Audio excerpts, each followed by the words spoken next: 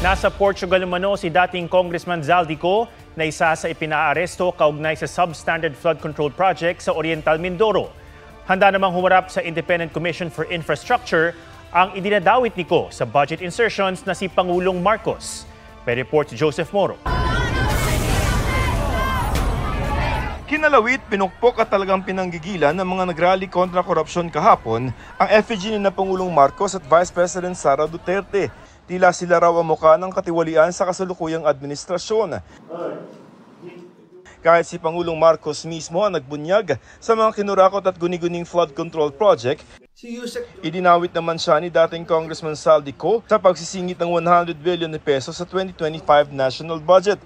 Itinanggihan ng Pangulo sabay hamon kay Ko na umuwi para patunayan ang bintang. Sa pag-iimbestiga ngayon ng Independent Commission for Infrastructure o ICI sa mga manumalyang proyekto, sabi ng palasyo, handang humarap si Pangulong Marcos kung ipatatawag basta may ipresent ang ebidensya laban sa kanya. Is the President willing to appear before the ICI if there will be evidence that will link him to those issues? Ang ICI po ay isang independent commission. Kung ano po ang maibibigay sa kanilang maliwanag na ebidensya, wala naman pong pagtututol ang Pangulo dyan.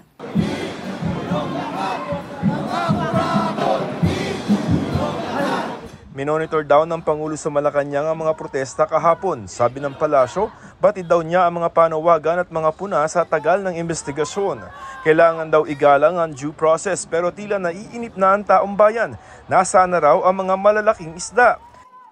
Gaya ni Zaldico na pinaaresto ng Sandigan Bayan dahil sa substandard umunong 289 million peso flood control project.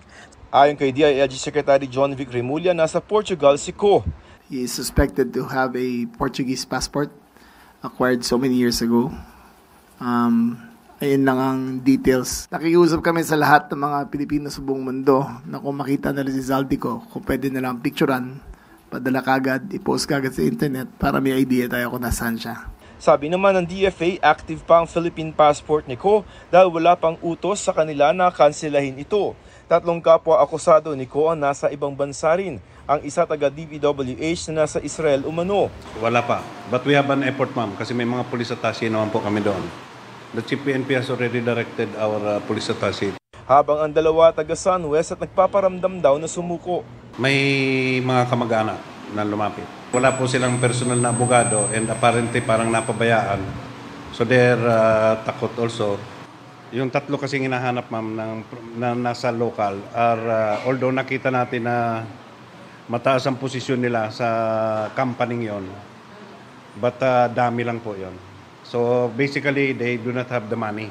Hinahabol din ng gobyerno ang mga ari-arian ng mga dawit. Sa Biyernes, ipasusubasta ang 4 na luxury vehicle ng mag-asawang Pacifico at Sara Diskaya na hindi nabenta sa unang auction. Pinababa na rin ang mga presyo ng mga ito. Kung hindi pa rin daw mabebenta ang mga luxury vehicle ng mga Diskaya, pwede raw itong ipa-direct offer o kaya naman ay sirain na lang. Sa ngayon, si Ko at 15 iba pa ang tanging na ihahabla ng Ombudsman sa Sandigan Bayan kaugnay sa umano'y maanumalyang flood control projects. Tuloy-tuloy ang investigasyon ng Ombudsman sa iba pang inirekomenda ng ICI na kasuhan. Joseph Morong, nagbabalita para sa GMA Integrated News.